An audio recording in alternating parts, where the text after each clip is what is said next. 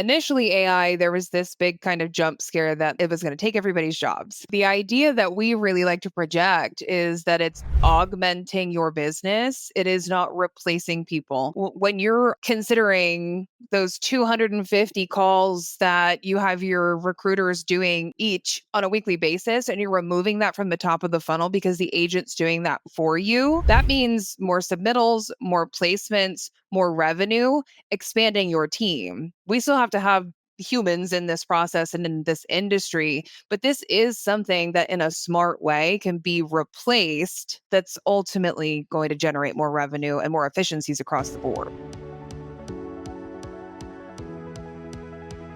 Hi, I'm Kortney Harmon, Director of Industry Relations at Crelate. This is the Full Desk Experience's Industry Spotlight Series. Welcome back to another episode of the Full Desk Experience. I'm your host, Kortney Harmon, Director of Industry Relations here at Crelate. And today I have an incredible guest joining me, and we're going to deep dive into AI sourcing agents and their ROI impact on recruiting. You know, I've been watching this industry evolve, and we're truly at a pivotal moment. Just last week, I saw some partners going together, brands replacing order takers at 61,000 restaurants with voice AI bots, 300,000 jobs transformed. Now, I know that's actually not in our same industry, but it's impacting us just in the same way. So instead of debating which piece of AI to use, the world has fundamentally shifted around us. So Lauren and I are going to talk about that today. So I am thrilled to welcome Lauren Jednat. She is one of my favorite and frequent guests to discuss our topic today. And we're going to discuss how AI sourcing agents are really revolutionizing the recruiting industry, moving us away from that traditional search method to true discovery within maybe our existing systems that connect to the outside world. Key piece. So we're going to dive into that financial impact, efficiency gains, and really what it means for leaders positioning themselves for success in 2025.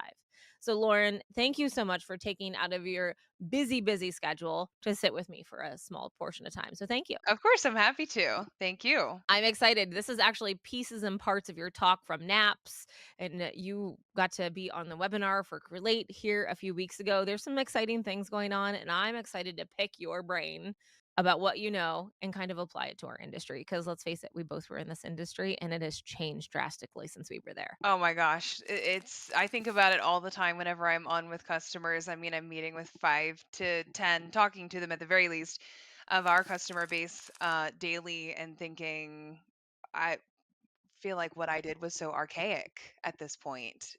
It's amazing to see the evolution of the industry and how it's been influenced by AI. I love it. And honestly, I think we probably should start with the basics.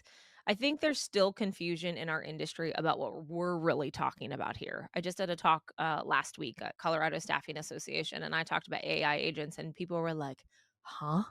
And Hmm. we just dropped the podcast last week and it says sourcing is dead. They're like, you're not wrong, but what do I do? It has ensued so much panic and people are kind of clamming up. So let's talk about if you can explain what an AI sourcing agent is and how they're changing the game by shifting recruiting from that traditional search to what we're calling discovery within your ATS. Yeah, absolutely. And it's common amongst the industry for there to be questions. And sometimes people are afraid to ask what an agent is because it's just become this common term that everybody's talking about. And they're like, it seems like I should know what this is and how it functions and what I should do with it. But it's just because AI has been evolving so rapidly. So I get the questions, but hopefully we answer some of them today for the audience. So for me, the AI agent, it should really function as a full-time employee for the company. So it's the job of the agent is to be constantly learning from your data and your preferred candidates in the system, your preferred prospects, the types of companies that make, excuse me, um, a strategic account for business development as opposed to this massive pool of companies that are all across LinkedIn and all these other platforms that we're pulling data down from. So the agent's job is to recognize your patterns of behavior, who are you making placements with, what industry is that in, and identifying and learning from those things to give you top tier suggestive results that you can then take action with. So it's really removing so much of the manual labor that goes into candidate sourcing and prospecting with business development. I love that. I think at some point in time you said it should be full time. Can you elaborate Yes. more of what that means and kind of how that helps our leaders think? Absolutely. So, full time is going to be key. As many of you are currently shopping for agents or may begin shopping for an AI agent here in the near future to just keep up with the times, really. Um, but some of these agents, as you're shopping, and we're going to talk about some key points here for what you should be looking for in this technology here in a little bit together.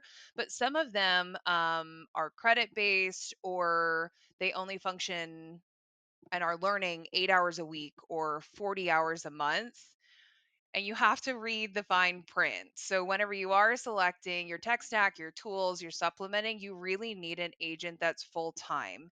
It's so I mean, and even when we talk about it, learning when you're not online. So when you're logging off or at 5 or 6 p.m., the agent is still learning from your data. It's considering from an outsourcing perspective all of the updates and changes that are happening across the board as people update their LinkedIn. They started with a new company, they have a new job title, there's a change in leadership somewhere, a company might have closed. Where are those employees going? Who's absorbing them? So the agent should be a full time employee that's learning and then giving you the most valuable information in return.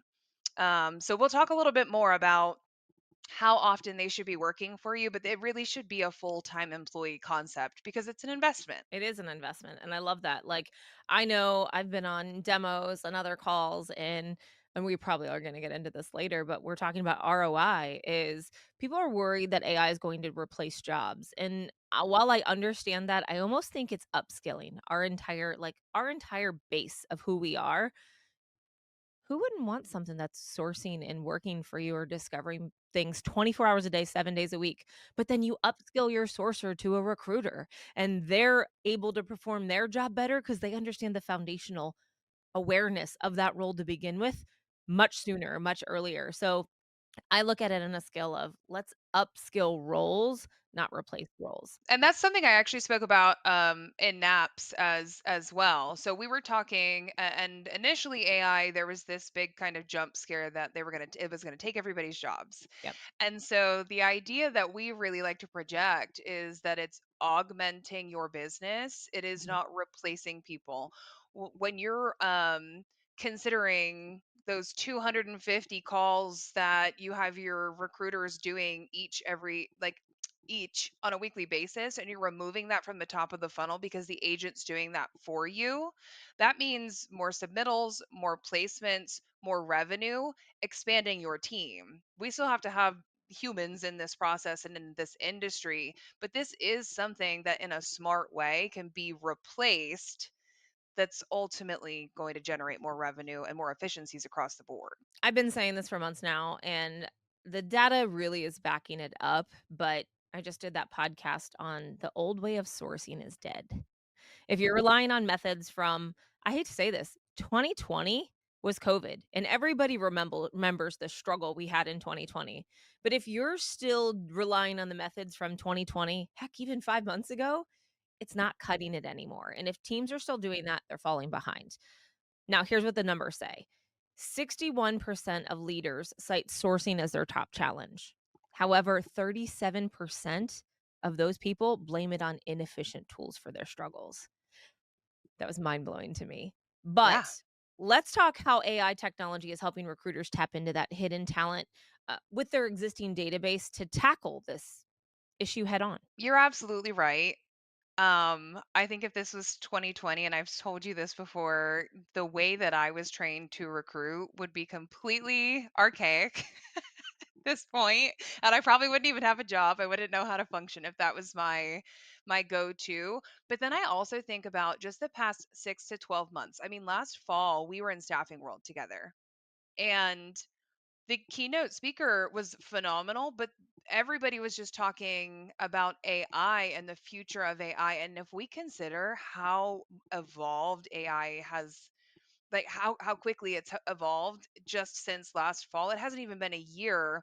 And the next thing is agents. So for me, if we're not adopting these agents now, you're just continuing, honestly, to fall behind. And so these agents, it's for me, it's a couple of things. Today's culture, it's no longer a challenge to find people. I think the problem is the opposite, in fact. Everybody's online. Everybody's got a profile on LinkedIn or Facebook or Twitter X or wherever we are finding these individuals. They've got resumes all over Indeed and all these other platforms. The candidate pool is like too big now. And then the thing that really sits with me is there's absolutely no way that a person, no matter how seasoned they are in recruiting, can go through hundreds of resumes and profiles as quickly as an agent can. It's scanning and flipping and scanning and flipping. And there's just the efficiency, it's unmatched. You can't even compare the two.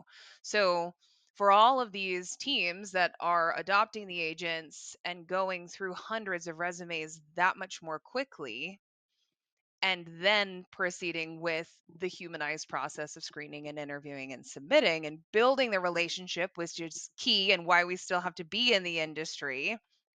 Anybody that's not doing that is moving 100 times slower at the top of their funnel. Honestly, with the other side of this coin is AI is helping people apply to jobs faster, and the amount of increase, I think 75 applicants per position per minute are likely to go to, like, 250. I talked to one of, Chris Allaire, he was on the podcast, and he talked about this thing. He's like, "I don't go to the well every time because, honestly, there's so much junk. I don't know who's right, who's wrong. I don't have the time, and when there's hundreds of candidates per minute applying because of these AI things, there is no way I can source them. There's no way it's manageable." Well, and that's the other great thing about the agent. We haven't even touched on it, but the agent's constantly scanning all these different resources and telling you, hey, this person's job title changed. Hey, this position, just came open. This changed. Like this phone number is updated. This email is updated. So it's pulling down the most recent information because when we're sourcing from multiple platforms, and most companies that are mid-size in our industry have 5 to 10 different platforms included in their tech stack. How do you know which one's the most updated? It's not time stamped. It doesn't say updated on May 1st, 2021. So the agent's able to see the newest data and suggestively provide that to you, and that's really the thing. It's funneling all of those efforts down that don't require a person so that you can take the hands-on approach to taking the top tier candidates or the best potential clients and prospects, and then building the relationship and making the placements. It's mind-blowing, and honestly, the numbers really behind this talk because the ROI story is really compelling. I think the numbers right now today, our industry reports are saying that AI can slash hiring costs by 30% and can cut time to hire by 50 to 70%, and we're seeing 81% of companies reduce time to fill up to 90%. So, based on observations across the recruiting sector, how are AI sourcing agents driving these financial and efficiency improvements for recruiting teams? Because I know you've seen it. I know you're talking about it. I know you've seen firsthand. So talk to me about that. The conversations are different based on the business model, the objectives, see if they're doing executive level or skilled trade staffing. Um, what I'm seeing is the individuals that have been researching this and learning about agents and the capability, and they understand the general concept at the very least.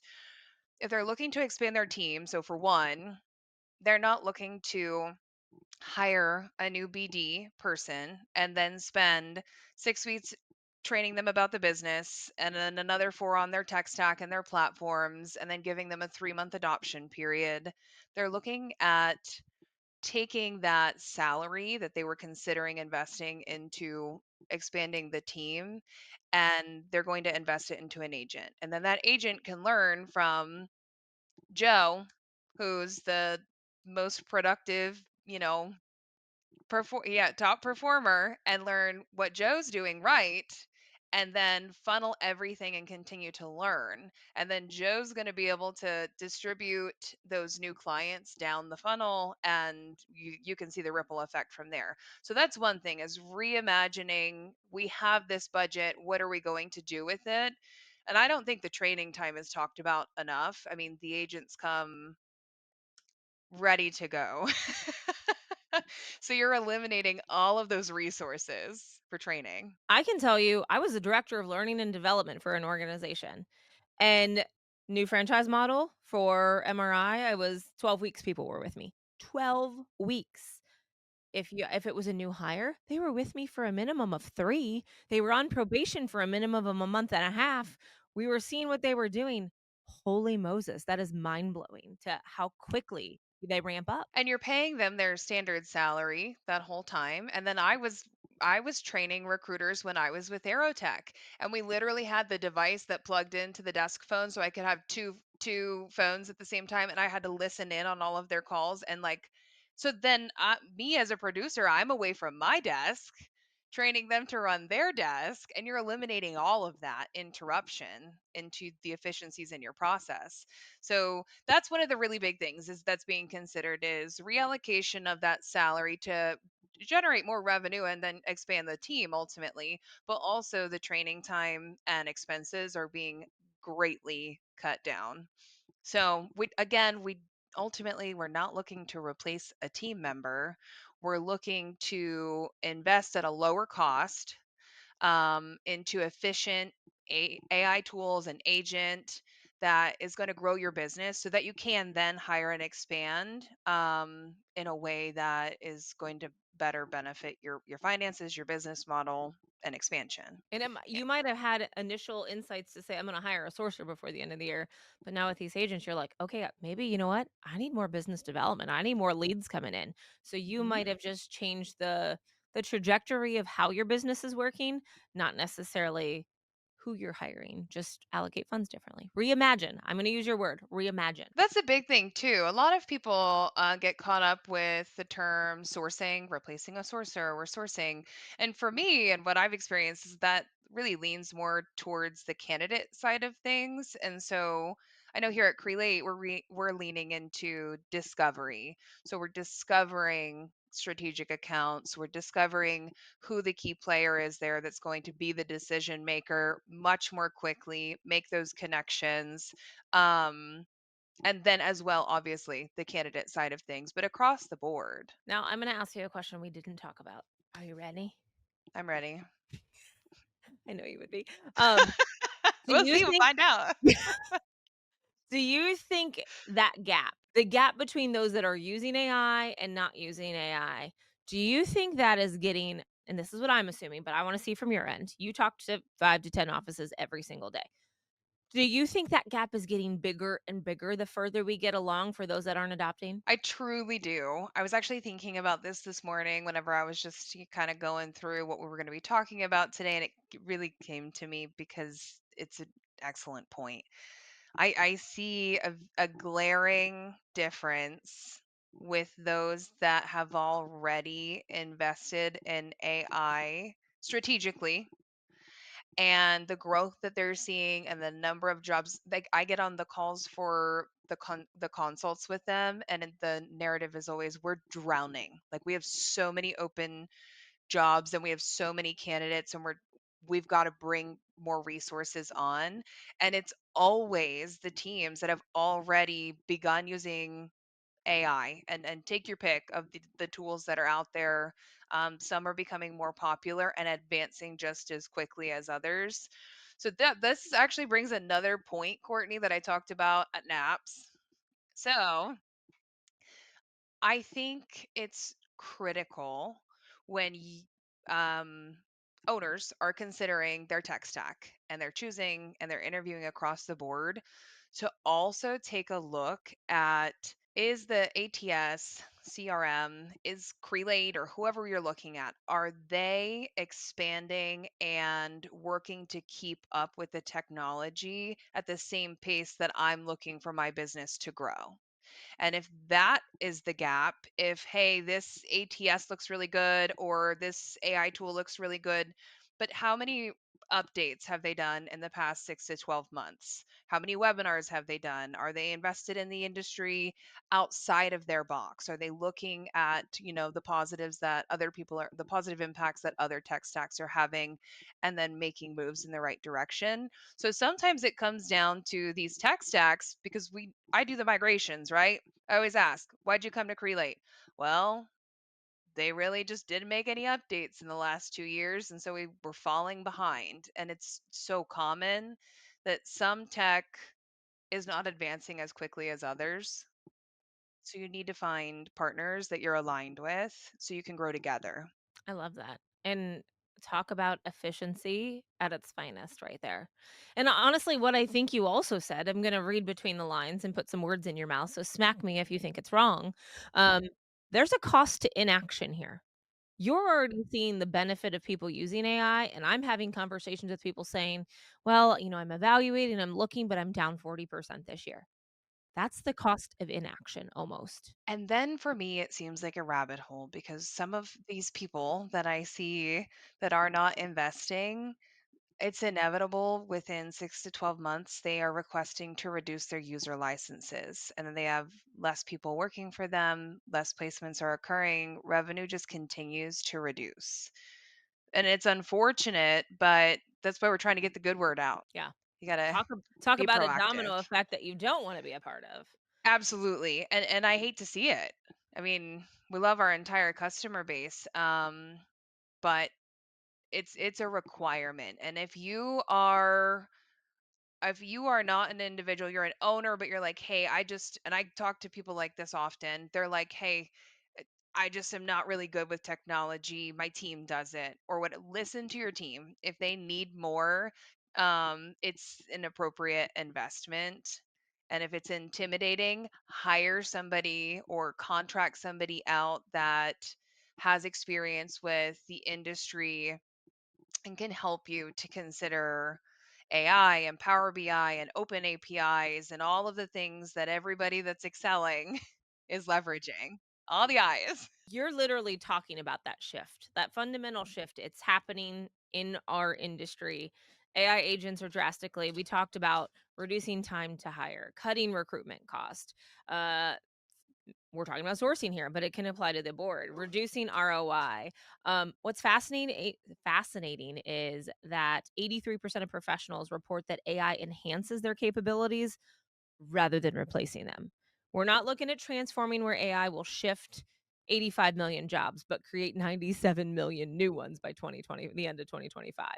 So, across the industry in mid 2025, right now, how are AI sourcing agents evolving the recruiter's role to do more strategic position, right? And what are ROI or organizations realizing when recruiters focus on building relationships and making key decisions over manual work? Have you seen that firsthand? Talk to me about what your thought process behind it. Absolutely. So I think any recruiter would agree that the most difficult part of the job is making those 250 calls a week or whatever your standard KPI was. I mean, I haven't been in recruiting for almost 5 years, obviously, and the industry's changed. But I came out of the world that what everybody was in at some point. It was 250 calls, 32 G2s, 10 in person interviews, 5 placements. I had to make that every week to maintain and expand my book, right? You act like those you're dreaming about those still. Like you recited those numbers pretty efficiently. I bet, I guarantee like 40% of the people listening right now know exactly where I worked before. I love it. It's burned into your brain. And it was productive at the time. It's what you had to do, right? Especially I was in skilled trades. I was high volume staffing. So, but my thought here is if you even if that's still your structure that you have for your team's recruiter reports or whatever KPIs we're running for them, imagine removing the 250 calls, just dropping it off from the expectations, and their job actually starts with everything that comes after. Even if you think like 32 phone screens, 10 interviews, 5 submittals, how many placements, you're still only looking at like less than 20% of that 250 efforts it takes to even get there. So, like, that's the time reduction that you're looking at the end of the day. If the agent is going through 1,000 resumes, and that's minimal, a week. Say call it 1,000 a week. You're still looking at you're looking at 4 times as many candidates, and then it's funneling everything down to present to Lauren, the recruiter, and say, "Looks like these are your top 25 for this job. These are in your system. These are not yet in your ATS. These three have updated contact information. This one just recently changed positions." Like, imagine what you can do with that and then be actionable and how much more you can get done. Those are the numbers that you were talking about earlier for productivity. 80% more productive right there. It's the what's next, what am I doing? Not let me think about it, not let me go source on LinkedIn, let me go down a rabbit hole of looking where this person worked, and then I see the column on the right that says, "People also viewed," and then I, like, continue down the rabbit hole. It's helping keeping me focused. How is KPIs gonna look like a year from now? Like, I had to make 100 Exactly. calls a day. What does KPIs look like in the future, Lauren? I think that the middle of the funnel, the numbers are going to increase. So if you're not reaching out and reading all the resumes and you're removing that 250 reach outs, if we're calling it that, then instead of 30 phone screens, maybe it's 40 or 45 phone screens. And then if you're screening more people, you're submitting more people. I mean, those are the numbers that are going to change and go up to fill the 40 hours a week that that recruiter is running their desk, not the top of the funnel that is time consuming and tedious and honestly not always good for morale. I remember having team members that would work over lunch or skip the happy hour because they would be like, "I still have 20 calls to go. I don't want to get yelled at or put on a pip." Like, it's crazy, right? If it's just becomes about the numbers and the purpose behind it all goes away. If that's the fixation, well, let the agent do all that for you, and then I you love talk it. to people, have meaningful Ratio conversations. ratio reports are, gonna be revolutionized, and hey, Lauren, Yeah. I think that's your and I's next thing. We're gonna come up Okay. with some new ratio reports. What do you think? Oh, I would love to. Oh my gosh. I love it. I Okay. love pulling them up. Reporting's my favorite. I'm a total geek. I love the concept behind the training, right, that goes along with it, but you love Mhm. numbers way more than I do. I Um, do. I can't wait. I love this. Obviously, I wanna talk to you before I let you go because I told you I'd only keep you 30 minutes and we're at 27. Hot Oh, day. okay. Time flies when you're having fun. Time flies. And I don't know if you can hear my dog, he's being a jerk. I wanna look forward because this is just the beginning. As we head deeper into this post-AI era, what our CEO has already talked about, and we went on to podcast with this, what do you see as the most promising ROI opportunity for recruiting leaders that are now adopting AI sourcing agents, and how should they strategically position themselves to remain competitive through the end of 2025, sorry, words are hard, and into 2026. So Courtney let me know that we were going to talk about this ahead of time, and I was glad because one of the things that I like to do, we obviously all have our different groups within the company, but our customer success group has really been spearheading our living platform. And so I went and got some feedback from our partner Kate about what she's seeing in the market. And she and I were so aligned, and I got some great notes from her. So I want to give 4 pro tips for when you are searching for shopping, interviewing different tools to support an agent. So I do have them here for you. So the first of which is going to be data relevance. So don't look for more data, but look for relevant information. So the tool should be learning from your existing system. So not just generic algorithms. So make sure that it's a tool that can learn not only from the data that exists within your ATS, but also from the patterns from your team. It's going to recognize who's getting placed, what differentiates those candidate records, skill sets, all that good stuff. So, number one, data relevance. Number two is going to be safety. This is just from like, just be smart with your data. Make sure they're SOC2 compliant, that they don't share your data with their user base? And this is something that came up on the webinar 2 weeks ago. It's an excellent question. We would never pull if one of our customers, only one, had Courtney's contact information, we would never pull it from their database to share it across other users. So that's your SOC2 compliance. Make sure that they're in line with everything there. So that's number two. Cool. So number three is this term unlimited or credits. So this is that we referenced it in the beginning when we're talking about reading the fine print, essentially. So we've talked to people and they're like, "Hey, I'm getting an agent and it's only $150 a month." And you're like, "Dang, that seems low." Like that's all right. And then you go research them and you're like, "Oh, you get that agent for 8 hours a month." Is that productive? 2 hours a week. How much can it learn in that time? And how much can it output in that time? It's just extremely stringent.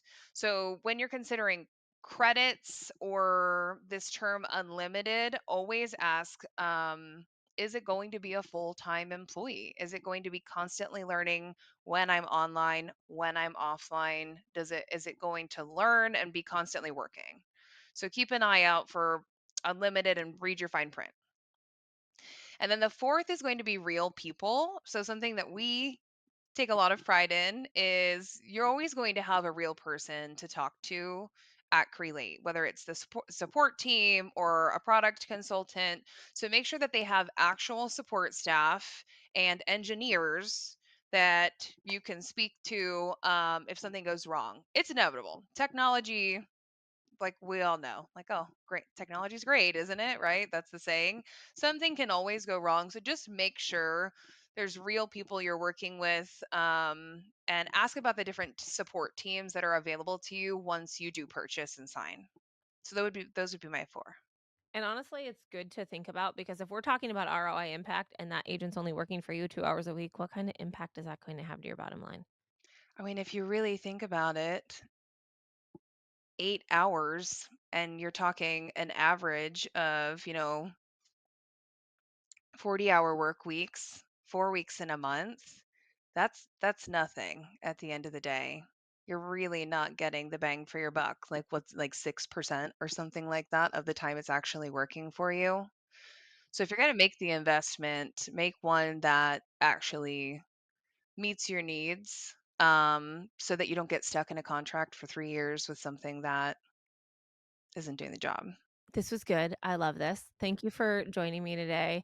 Is there anything else? Is there anything else you want to talk about? Anything else we didn't hit that are like, just beware, just think about it, just do it. I don't know. We'll steal Yeah. Nike's thing. Just do it.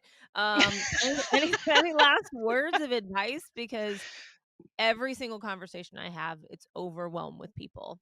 And Yeah. it's just you hit the nail on the head whenever you talked about it's changed so much. I did a talk at Staffing World, the same one we were at, and that sourcing talk to today, 6 months later, not even the same talk at all. It's the irony of the technology getting smarter, the rate at which it's advancing. I mean, you have to get on the bandwagon now. If you're just getting into AI, you are behind. And I hate to say it that way, but like, again, bring in a resource that's going to catch the team up to speed, or even so a challenge that I give is we did it here at Crelate, Courtney, for 1 month, have everybody on staff use AI for their day to day, and then collect feedback on the efficiencies that it generated. If you can get your team into good habits with AI, that's like step one. But start shopping for agents and learning about them. Like really just take the time to become educated, because there is no way it won't benefit your business if you find the agent and the tech that's right for you. Automations is almost a thing of the past. Those two things still happen, but there is ambient as electricity and lights now. It is on to the next. Yeah, when I kick off consultations and implementations now, and somebody says, we want to get our automations in place. It's a very different thing than they meant a year ago when they wanted their automations in place. I've had to learn a lot about integrations over the last 6 months. I'm thinking I'm gonna pull you back in 6 months, and we're gonna have the same conversation again, and what the next new thing is, because it is going at record pace. I mean, heck, who knows? We're gonna be living in the iRobot world here with Will Smith in a little bit. Just another Um, eye. just another eye Just in the another in the eye. gamut of things. Well, thank you so much. This was great, and I think it just strikes us to sit here and say, "What else? What else do I need to think about? What else do I need to look at?" And, like, you're seeing these things daily. I'm hearing the challenges daily, but you're seeing them in action. So, hopefully, there are some key takeaways for our audience, and that window for competitive advantage is closing fast.